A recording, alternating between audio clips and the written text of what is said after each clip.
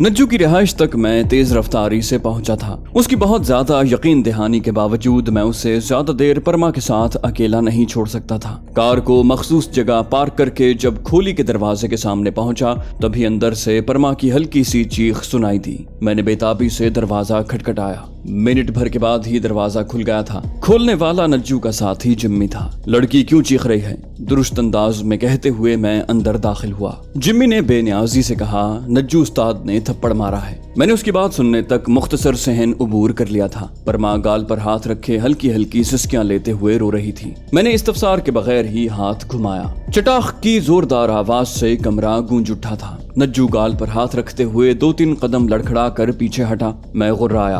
कहा था कि लड़की को हल्की सी खराश भी ना पहुंचे। रत्नेश ने पिस्तौल निकाल कर ताना, तुम्हारी ये जुर्रत। नज्जू ने उसे रोका, नहीं रत्नेश। लेकिन इस दौरान मैं पिस्तौल निकाल कर लबलबी दबा चुका था। इतनी तेजी से चलने वाली गोली भी उसके पिस्तौल पर लगी थी। उफ करते हुए उसने हाथ बगल में दबा लिया था। मैंने पिस्तौल का रुख जिम्मी की तरफ करते हुए कहा, तमाम हाथ उठा लो वरना तुम्हें धरती से उठाने लगा हूँ। नज्जू बोला, बॉस इतना गुस्सा करने की जरूरत नहीं है। मुझे ठंडा करने की कोशिश करते हुए नज्जू अपने साथी पर चिल्लाया, रत्नेश होश में रहकर काम किया करो। रत्नेश ने एतराफ करने में देर न की, बोला, गलती हो गई उस्ताद। नज्जू ने खफगी भरे लहजे में एहतजाज किया था, यार पूछ तो लो मारा क्यों है। मैं बेपरवाही से बोला, ये कोई मानी नहीं रखता, तुम्हें तंबीह की थी। उसकी खिलाफ वर्जी करने पर थप्पड़ तो मामूली बात है, मैं गोली चलाने का भी इस्तेहकाक रखता हूँ। मैंने परमा से कहा, सॉरी राजकुमारी, इनसे गलती हुई और बेफिक्र रहो, आप यहाँ बिल्कुल महफूज हो। वो बोली, आप राजा है ना? वो मेरी आवाज और अंदाज से पहचान गई थी, वरना मेरी शक्ल काफी बदली हुई थी। हाँ। अस्बात में सर हिलाते हुए मैंने जेब से नोटों की गड्डी निकाल कर नज्जू की तरफ फेंकी। शाबाश, अच्छा काम किया है। नज्जू ने गाल पर हाथ फेरते हुए तंजिया अंदाज में कहा, आपने भी। मैंने कहा, गलती तुम्हारी है। वो मुसमुसे अंदाज में बोला, नज्जू तो पैदा ही गलत हुआ है। 2 लाख की दूसरी गड्डी पाकर उसके लहजे से खफगी और रंजिश दूर हो गई थी। कमबख्त नोटों का नशा ही ऐसा मदहोशकुन है कि अच्छाई बुराई की तमीज और गैरत और खुददारी पर अमल मुश्किल कर देता है। मेरे पास रविंदर मित्रा और डॉक्टर देवाशीष से हासिल की हुई बड़ी रकम मौजूद थी और वो मैंने इन्हीं मकासद में इस्तेमाल करनी थी। मैंने कहा, मुझे जाना होगा, नुक्कड़ पर मेरी कार खड़ी है, यहाँ ले आओ। मैंने चाबी नज्जू की तरफ उछाली। चाबी पकड़ता हुआ वो बोला, ठीक है बॉस, और वो बाहर निकल गया। परमा ने झिझकते हुए पूछा, हमें क्यों इगवा किया है? मैंने कहा, आपकी बेहतरी के लिए, वहाँ आपकी जान को खतरा था। उसका लहजा गुलूगीर हुआ, बोली, क्या लगता है हम यकीन कर लेंगे? मैंने हल्की सी धोखा दही जायज जानी। मैंने कहा, तफसील बताने का वक्त नहीं है, मुझे थोड़ी सी मोहलत दो, अगर खुद को सच्चा साबित न कर सका तो आपको छोड़ दूंगा। वो साफ गोई से बोली, ग्रैंड पा के कातिल पर एतबार करने की हिमाकत हम नहीं कर सकते। मैं बोला, दुरुस्त कहा। तकरार में उलझे बगैर मैंने जेब से बेहोश करने वाला स्प्रे निकाला और सांस रोकते हुए उसके चेहरे पर हल्का सा स्प्रे कर दिया। आंखों में हैरानी भरे वो लहराते हुए पीछे को गिर गई। फिलहाल उस पर एतबार नहीं किया जा सकता था। उसके हाथ पांव बांध कर मुंह पर टेप चिपका दी। हॉर्न की आवाज सुनकर मैंने उसे बाजू में उठाते हुए जिम्मी को कार की डिग्गी खोलने का बताया। वो इस बात में सर हिलाते हुए मेरे आगे आगे भाग पड़ा। दाखिली दरवाजे से निकलने से पहले मैंने गली में झांकना जरूरी समझा था। 3-4 आदमी सड़क की तरफ रवाना थे, लेकिन उनकी हमारी तरफ पीठ थी, इसलिए मैंने सूरत से बाहर निकलकर परमा को डिग्गी में मुंतकिल कर दिया। नज्जू ने कहा, बॉस इसका पर्स भी साथ लेते जाओ। साथ ही अपने साथी को इशारा किया। वो भाग कर परमा का शोल्डर बैग ले आया था। नज्जू और उसके दोनों साथियों से अलविदाई मुसाफा करके मैंने एक बार शुक्रिया कहा और वहां से निकल आया। मेरे दिमाग में कोई मुनासिब ठिकाना नहीं था। विश्वास सिंह की तरफ भी मैं फिलहाल नहीं जाना चाहता था, क्योंकि मामला गर्म था और विघ्नेश शुक्ला के बंदों और एजेंसियों ने परमा की तलाश में पहली फुर्सत में मेरे हमदर्दों के ठिकानों पर धावा बोलना था। मुंबई से निकलने वाले रास्तों की भी निगरानी बढ़ाने का इंतजाम करना था, इसलिए चंद दिन कहीं छुप कर रहना मुनासिब था। परमा के दोबारा हुसूल के बाद उसे दोबारा खोने का हौसला मुझ में नहीं था। जहां इतना इंतजार किया था वहां चंद दिन किसी महफूज कमीनगाह में गुजारना उतना मुश्किल न होता, लेकिन परमा छिन जाती तो बहुत बड़ी मुसीबत में पड़ जाता। किसी मुनासिब ठिकाने का सोचते हुए अचानक दिमाग में डॉक्टर सुजाता का ख्याल आया। उसका वजूद शक की जद में नहीं आया था, क्योंकि इत्तेफाक से वाकयात का तसलसल ऐसा बना था कि वो सरासर बेगुनाह और लाताल्लुक दिखाई दी थी। उसका मोबाइल फोन नंबर मेरी यादाश्त में महफूज था। अल्हम्दुलिल्लाह इस मामले में मेरी यादाश्त ने कभी धोखा नहीं खाया। नंबर डायल करके मैंने मोबाइल फोन कान से लगा लिया। घंटियां जाने के बावजूद उसने कॉल वसूल न की थी। शायद अनजान नंबर की वजह से वो अटेंड नहीं कर रही थी। میں نے دوبارہ کوشش کی اور اس مرتبہ اس نے کال وصول کر لی۔ اس نے روکھے لہجے میں کہا ہیلو۔ میں نے کہا راجہ بات کر رہا ہوں۔ وہ بولی آپ کیسے ہیں؟ دوسرے نمبر سے کال کیوں کی؟ وہ پرجوش لہجے میں ایک ساتھ 2-3 سوال پوچھ گئی۔ میں مطلب کی بات پر آیا، بولا چند دن تمہارا مہمان بننا چاہتا ہوں۔ وہ خلوص دل سے بولی مجھے خوشی سے کچھ ہو نہ جائے۔ میں نے کہا تو کہاں پہنچوں؟ وہ خوشی سے چہکی، بولی میں ڈیوٹی پر ہوں لیکن ابھی چھٹی لے کر نکلتی ہوں۔ آپ اسی جگہ پہنچیں جہاں پہلی ملاقات ہوئی تھی، اس سے 2 گلیاں آگے ہنومان جی ٹاور میں میرا فلیٹ ہے۔ میں نے مسئلہ بتایا۔ میں نے کہا میری کار کی ڈگی میں بے ہوشی کی حالت میں ایک مہمان موجود ہے، اسے بھی فلیٹ تک لے جانا ہوگا۔ وہ بولی کہ H Narayana hospital and research centre کے باہر ہونے والے ہنگامے کی خبر ٹی وی پر چل رہی ہے، کسی بڑے خاندان کی لڑکی کا نام۔ اچانک خیال آنے پر اس نے ہیجان بھرے لہجے میں پوچھا کہیں یہ وہی تو نہیں؟ میں ہنسا، وہی ہے۔ وہ بولی بھگوان کا شکر ہے آپ کامیاب ہوئے، ورنہ میں خود کو کبھی معاف نہ کر پاتی۔ میں نے کہا باقی باتیں ملنے پر ہوں گی، اور میں نے رابطہ منقطع کر دیا۔ میرا رخ قدرتی طور پر اس جانب تھا۔ 15-20 منٹ کی ڈرائیونگ کے بعد میں ہنومان جی ٹاور کی عمارت کی پارکنگ میں پہنچ گیا تھا۔ اگلے 10-15 منٹ میں ڈاکٹر سجاتا کی کار وہاں پہنچ گئی تھی۔ اس نے میری کار پہچان لی تھی۔ نزدیک ہی کار پارک کرتے ہوئے وہ نیچے اتری، میں بھی باہر آ گیا۔ وہ وارفتگی سے مصافحہ کرتے ہوئے بولی شکریہ، آپ نے سیوا کا موقع دیا۔ سچ کہوں تو اب تک اپنی حماقت پر پچھتا رہی ہوں۔ آپ اور لورا براؤن نے مجھے نئی زندگی دی ہے اور یہ احسان میں کبھی نہیں بھلاؤں گی۔ میں انکساری سے بولا ہم نے تمہارے احسان کا بدلہ چکایا تھا اور بس۔ کار کی عقبی نشست پر نظریں دوڑاتے ہوئے وہ پوچھنے لگی لورا کہاں ہے؟ میں نے کہا وہ چلی گئی۔ اس نے اداسی سے پوچھا مجھ سے خفا ہوگی؟ یقیناً اس لیے مل کر نہیں گئی۔ میں نے تسلی دی وہ بالکل خفا نہیں تھی اور مل کر اس لیے نہیں گئی کہ اسے تمہاری سلامتی عزیز تھی۔ وہ ہنسی، بولی مہمان اب تک ڈگی میں ہے۔ میں نے پوچھا کیسے لے جائیں گے؟ وہ بولی پکا بندوبست کر کے آئی ہوں۔ کار کی عقبی نشست سے فولڈنگ ویل چیئر نکال کر اس نے درست کی اور گہرے سبز رنگ کا کمبل کرسی پر بچھاتے ہوئے بولی اس پر بٹھاؤ۔ میں نے ڈگی کھولی۔ پرما اب تک بے ہوش پڑی تھی۔ اس کی بندشیں کھول کر میں نے دائیں بائیں کا جائزہ لیا اور برقی کوندے کی سی لپک سے پرما کو اٹھا کر کرسی پر بٹھا دیا۔ ڈاکٹر سجاتا نے کمبل اس کے گرد یوں لپیٹا جیسے بیمار کے گرد لپیٹتے ہیں۔ یوں پرما کا لباس اور چہرہ بھی چھپ گیا تھا۔ وہ مجھے ہدایت دیتے ہوئے بولی دوسری منزل کمرہ نمبر 19A کے پاس پہنچو، اسے میں لاتی ہوں۔ میں نے نفی میں سر ہلایا، تمہارے پیچھے پیچھے آ رہا ہوں۔ وہ اسبات میں سر ہلاتے ہوئے آگے بڑھ گئی۔ مناسب فاصلہ رکھ کر میں بھی لاؤبالی انداز میں قدم اٹھاتا ہوا اس کے پیچھے ہو لیا۔ وہ ہنومان جی ٹاور کی مستقل رہائشی تھی اور ڈاکٹر بھی تھی۔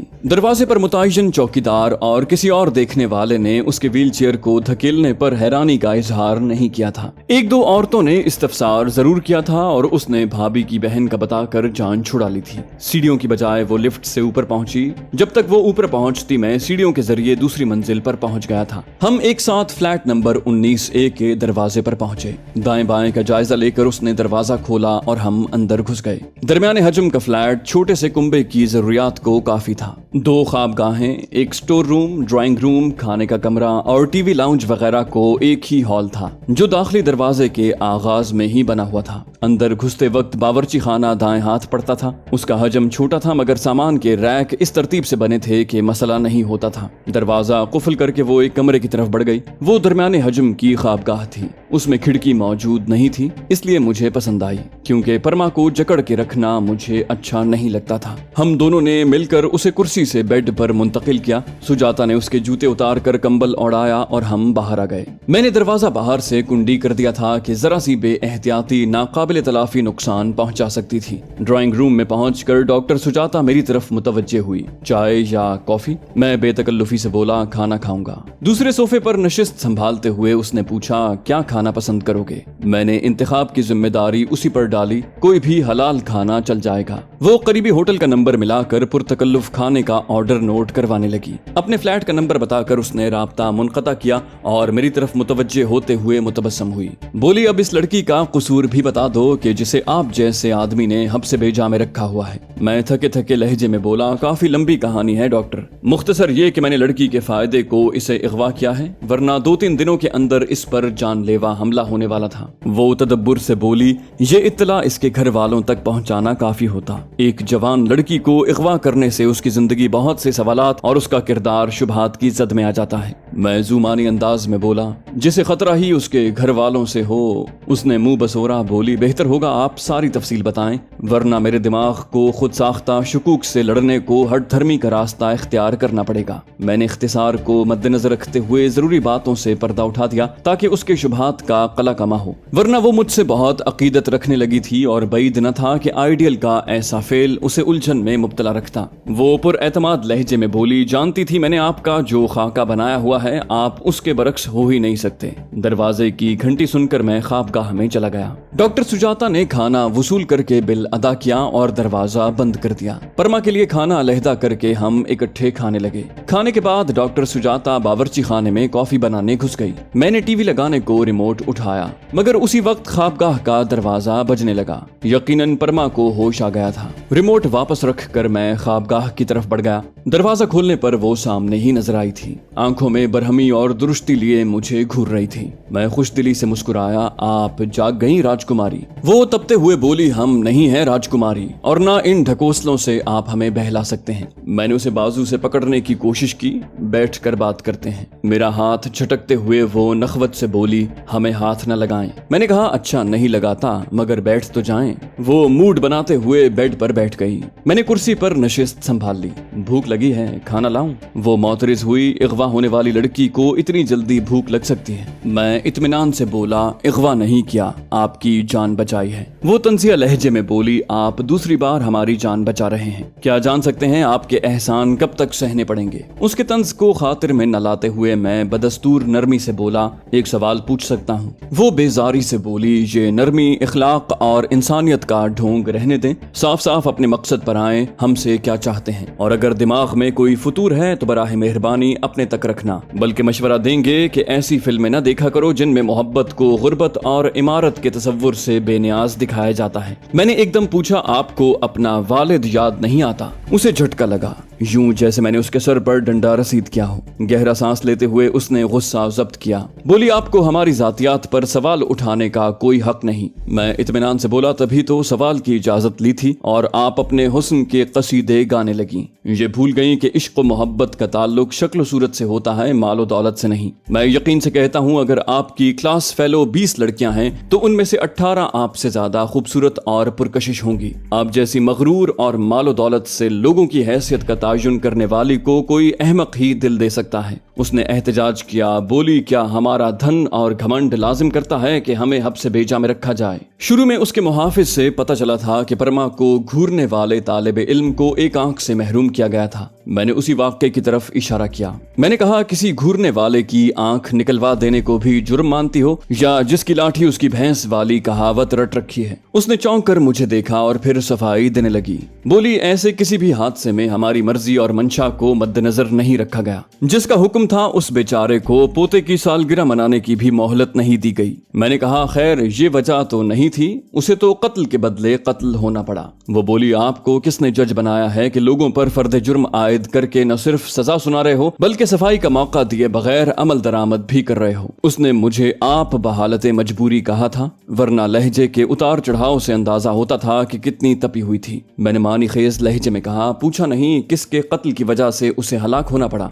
वो इस्तेहज़ाई अंदाज में बोली, नहीं, क्योंकि जानते हैं एक और झूठ सुनने को मिलेगा। उसके इनकार के बावजूद मैंने बताना जरूरी समझा। मैंने कहा, शुक्ला के जराइम की फहरिस्त बहुत तवील है, इस पर रोशनी डालने को काफी वक्त चाहिए। अलबत्ता मैंने उसे पार्वती मल्होत्रा के कत्ल के जुर्म में मारा है। वो बोली, तुम्हें हमारे खानदानी मामलात में दखल अंदाजी का कोई अधिकार नहीं। गुस्से में उसे आप कहना भी याद नहीं रहा था। मैंने कहा, वकील का किसी के खानदानी मामलात में बोलना खानदान के किसी फर्द की इजाजत के मरहूने मिन्नत होता है, और मैं ब्रिगेडियर फहीम असलम अंसारी का वकील हूँ, जिसकी मोहब्बत करने वाली बीवी को शुक्ला जैसे दरिंदे ने इसलिए कत्ल किया कि उस बेचारी ने अपने महबूब शौहर को भागने में मदद दी। वो चीखी, शट अप, झूठे झूठे। उसकी आंखें नम और आवाज फट गई थी। जिस्म यूं कांप रहा था जैसे राशे की मरीज हो। बोली, उस जालिम की तरफदारी कर रहे हो जिसने अपने मफाद को मोहब्बत का ड्रामा रचाया, अपने मुल्क के लिए जासूसी करता रहा, और जब भांडा फूटा तो न सिर्फ बीवी को यरगमाल बनाकर भाग गया बल्कि महफूज जगह पर पहुंच पहुंचते ही बेचारी को कत्ल कर दिया। ग्रैंडपा से दुश्मनी थी,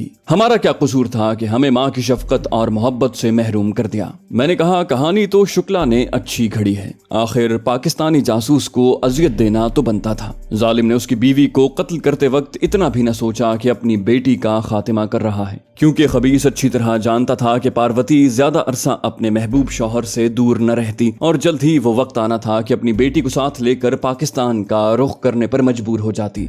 वो बिफरते हुए भागी और करीब पहुंचते ही मुझे गिरबान से पकड़कर चिल्लाई, हम तुम्हें जान से मार देंगे झूठे, तुम सारे पाकिस्तानी वहशी दरिंदे होते हो, झूठी मक्कार दहशतगर्द कौम। एक बाप पर उसकी बेटी के कत्ल का इल्जाम लगाते हुए तुम्हें शर्म हया नहीं आती और उसकी वकालत करते हो जिसमें बेटी से बात करने और उसका सामना करने की जरूरत नहीं है, जो बुज़दिलों की तरह पाकिस्तान में छुपा है। मैंने गिरबान छुड़ाने की कोशिश न की क्योंकि उसके जज्बात और गुस्सा मेरे लिए न था, न वो शुक्ला के कत्ल पर सीखपा थी। उसकी हालत तो हैरानी और लाइल्मी की गहरी खाई में गिरने वाले उस शख्स की सी थी जो न तह तक पहुंच पाया था और न उसके हाथ में खाई का कोई किनारा आ रहा था कि उसे पकड़कर गिरने से बच सके। मैंने कहा आप भी एक मोहब्बत करने वाले शौहर पर उसकी महबूब बीवी के कत्ल का इल्जाम उसके दुश्मन के कहने पर धर रही हैं और बेटी से सामना न करने की तोहमत लगा रही हैं। मेरी छाती में 72 रसीद करते हुए उसने धमकाया, बोली तुमसे बात ही नहीं करना चाहते झूठे, हम अभी अभी यहाँ से जा रहे हैं,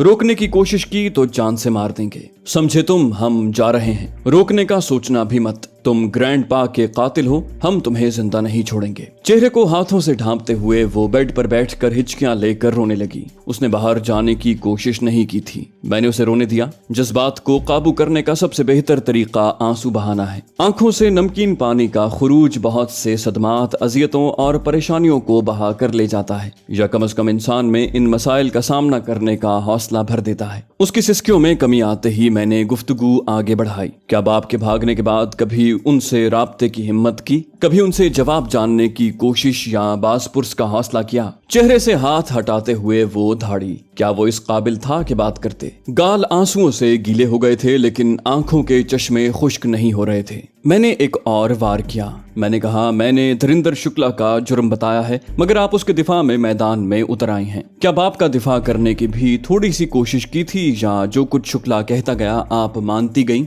उन्हें सफाई का मौका दिया, उनका गम और दुख जानने की जहमत गवारा की? बेशक वो भारत सरकार का मुजरिम था मगर हुकूमत का मुजरिम होना बीवी बच्चों से नफरत की दलील नहीं है। आपको 15-16 साल गोद में खिलाया, मोहब्बत दी, शफकत से नवाजा, क्या वो सब ड्रामा था? क्या आप में दिखावे की मोहब्बत और हकीकी मोहब्बत की पहचान का शऊर नहीं है? बनावटी और झूठी मोहब्बत को बेजबान जानवर भी जान जाते हैं। आप और आपकी अम्मी जान इतनी कम अक्ल और नासमझ थीं कि इतने साल दोगले शख्स को ना परख सकी। गो पार्वती के बारे में ये कहना गलत है, उसे बिल्कुल शऊर था। वो शौहर की मोहब्बत को न सिर्फ अच्छी तरह जानती थी बल्कि जब मौका आया तो वतन की मोहब्बत पर शौहर की मोहब्बत को तरजीह दी और उसे अपनी कार में छुपाकर आगरा से अंबाला ले गई और वहां से वापस आते हुए बेचारी जालिम बाप की शकीउल कल्बी का शिकार हो गई। वो गुलूगीर लहजे में बोली, तुम्हें झूठ बोलते हुए जरा भी झिझक नहीं होती? अपने अल्लाह ही से शर्म कर लो जिसे हर जगह मौजूद मानते हो। मम्मा उसे छोड़ नहीं गई थी, वो उन्हें यरगमाल बना कर ले गए थे।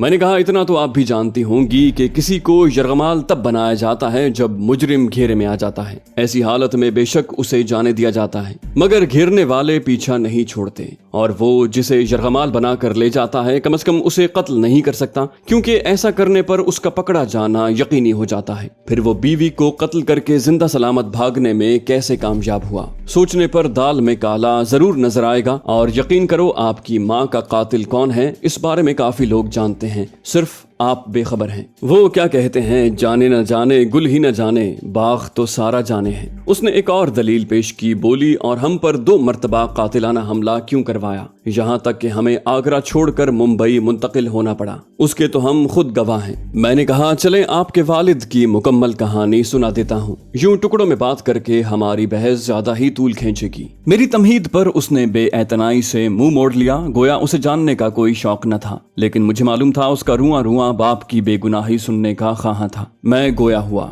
अंसारी साहब नौजवानी में इंडिया आए। वो खूबरू, पुरकशिश और वजीह मर्द थे। उनके जिम्मे पार्वती शुक्ला को मोहब्बत के जाल में फांस कर उससे नाजायज ताल्लुकात उस्तवार रखते हुए शुक्ला तक पहुंचना था। उसके बाद वो मतलब की मालूमात हासिल करके वापस लौट जाते, मगर पार्वती से पहला मुकालमा होते ही अंसारी साहब उसकी मासूम शक्ल पर ऐसे लट्टू हुए कि इस काम से हाथ खींच लिया। तब बड़ों ने उन्हें इजाजत दी कि वो चाहें तो उस लड़की से शादी कर सकते हैं, और ये यकीन दहानी भी करवाई गई कि लड़की को कोई नुकसान नहीं पहुंचेगा। उसके बाद भी वो पार्वती को धोखा देने पर तैयार न थे, मगर बुरा हो मोहब्बत का कि पार्वती एकदम उनके दिल पर काबिज हो गई। तब वतन की मोहब्बत और काम से ईमानदारी से ज्यादा वो पार्वती की मोहब्बत में फंसकर शादी कर बैठे। उनका इरादा था कि जल्द ही बीवी को तलाक देकर वापस पाकिस्तान लौट जाएंगे, जहां उनका पूरा खानदान मौजूद था, लेकिन वो ऐसा न कर सके। आपकी पैदाइश भी उनकी मर्जी के खिलाफ हुई, और फिर बीवी और बेटी की मोहब्बत में उन्होंने अपने वतन और खून के रिश्तों को भुला दिया। शायद वो सारी जिंदगी हिंदू बनकर इंडिया में ही गुजार देते कि ना बीवी को छोड़ सकते थे और ना बेटी के बगैर रह सकते थे, लेकिन तकदीर के सामने किसकी चली है। उनके जासूस होने का राज फाश हो गया, और शायद आपको हैरानी हो कि उनकी मुखबर पार्वती थी। उसे ये खबर तब पता चली जब शुक्ला को खुफिया एजेंसी का एजेंट ये राज बता रहा था। वो शौहर को इत्तला देने भागी और न सिर्फ उसे मुत्तला किया बल्कि अपनी गाड़ी में छुपाकर अंबाला तक भी छोड़ आई। अगर पार्वती उन्हें न निकालती तो वो फंस चुके थे, क्योंकि उनकी बाकायदा निगरानी हो रही थी। शुक्ला को बेटी की ये जसारत नागवार गुजरी और उसने फौरन ही बेटी को कत्ल करवा दिया। आपको अपने कब्जे में लेकर झूठी और खिलाफ वाक़या कहानी सुनाई। उसके झूठा होने को फकत ये दलील ही काफी है कि उसने आपका बाप से राब्ते का अकेला जरिया ही खत्म कर दिया। मेरी मुराद आपके मोबाइल फोन से है, जो शुक्ला ने अंसारी साहब के जाने के बाद तब्दील कर दिया था। वो कैसे राब्ता करते, और जिसे आप कातिलाना हमला गर्दान रही थी, वो अपनी बेटी को वापस लेने की कोशिश थी। मजलूम बाप बेटी की मोहब्बत में तड़प तड़प कर शुक्ला से रहम की भीख मांगता रहा, मगर उस जालिम के मद्देनजर झूठी अना, कौम परस्ती और देशभक्ति के बुलंदोबांग दावे थे। शुक्ला साहब हैसियत और ताकतवर शख्स था। सरकारी जराये के साथ साथ उसके पास अपने कारिंदों की भी फौज है। हुकूमती सतह पर भी ये मसला हल नहीं हो सकता। तब बेचारे अंसारी साहब क्या करते? वो जैसे फट पड़ी, बोली मोहब्बत करने वाले हार नहीं मानते, कोशिश करते रहते हैं। मैं इत्मीनान से बोला, तो कोशिशों से कब रुके हैं वो? क्या ख्याल है आपको अगवा करने के पसे पर्दा क्या वजह हो सकती है? आपको इज्जत से मुखातिब करना, कोई गजंद ना पहुंचने देना, हर किस्म की आसाइश पहुंचाने की कोशिश करना, ये सब आपके हुस्न से मुतासिर होकर या मोहब्बत में फंस कर नहीं किया गया। वो बिफर कर बोली, थूकते भी नहीं हैं हम तुम्हारी बख्शी हुई इज्जत और आसाइशों पर। ना तुम्हारी झूठी कहानी इस लायक है कि एतबार किया जाए। बेहतर होगा हमें फौरन रिहा कर दो। मैंने कहा ऐसा कर देता, मगर आपकी जान को खतरा है। वो हट धर्मी से बोली, हमारी जान को सिर्फ तुमसे और पाकिस्तान में मौजूद हमारे नाम नेहाद बाप से खतरा है। मैं दरवाजे की तरफ मुतवज्जे हुआ। डॉक्टर अंदर आ जाओ। मेरा अंदाजा था कि उसने हमारी बातों पर कान धरे होंगे। वो बौखलाए हुए अंदर आई। जी। मेरे पुकारने को उसने मेरी नाराजगी पर महमूल जाना था। मैंने पूछा, इंटरनेट कनेक्शन मिल जाएगा? उसने असबात में सर हिलाया, बोली हाँ। मैंने कहा, अपना लैपटॉप ले आओ। इंटरनेट का राउटर ऑन करके वो लैपटॉप ले आई। अपना ईमेल खोलकर मैंने लौरा को भेजी हुई ऑडियो रिकॉर्डिंग डाउनलोड की और परमा की तरफ मुतवज्जे हुआ। इस गुफ्तगू को गौर से सुनना, ये कहकर मैंने ऑडियो क्लिप चला दिया। राजपूत के साथ मेरी तफसीली गुफ्तगू सुनते हुए उसके चेहरे पर कई रंग आए थे। गुफ्तगू के इख्तिताम पर उसकी गुलूगीर आवाज उभरी, झूठों के बीच फंस गए हैं, कहाँ जाएं? ये कहते हुए उसने कंबल अपने ऊपर खींचा। इस दुनिया में हमारा कोई भी नहीं है, कोई भी नहीं। डॉक्टर सुजाता ने उसके साथ बैठते हुए शफकत भरे लहजे में कहा, ऐसा नहीं कहते गुड़िया, तुम्हें बस ध्यान देने की जरूरत है। एक बाप कभी इतना जालिम नहीं हो सकता कि बगैर किसी वजह के अपनी बेटी पर कातिलाना हमला करवाए और बेगुनाह बीवी को कत्ल कर दे। वो हिचकी लेते हुए बोली, मम्मा भी ग्रैंड पा की बेटी थी ना। सुजाता बोली, तुम्हारे नाना का किरदार ठीक नहीं था मेरी जान।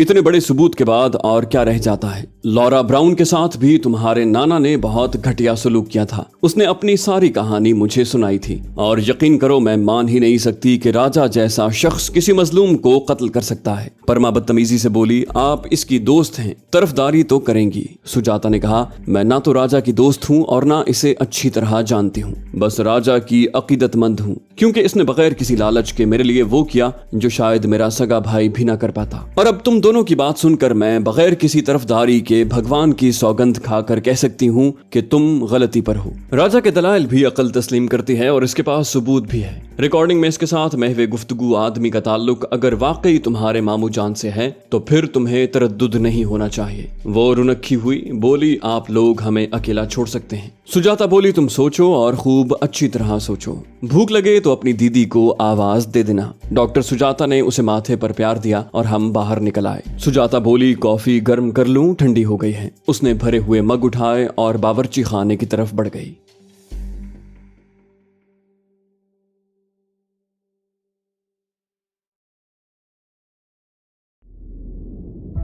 दोस्तों उम्मीद करते हैं आपको हमारी वीडियो पसंद आई होगी। अगर आप इस्लामी और तारीखी शख्सियात पर मबनी कहानियां सुनना चाहते हैं तो हमारे दूसरे चैनल दास्तान को सब्सक्राइब कीजिए और कमेंट सेक्शन में हमें बताइए कि आप कौन सी तारीखी और इस्लामी कहानियां सुनना चाहते हैं। जाने से पहले वीडियो को लाइक कर दीजिए। इंशाल्लाह अगली किस्त में आपसे मुलाकात होगी। तब तक अल्लाह हाफिज।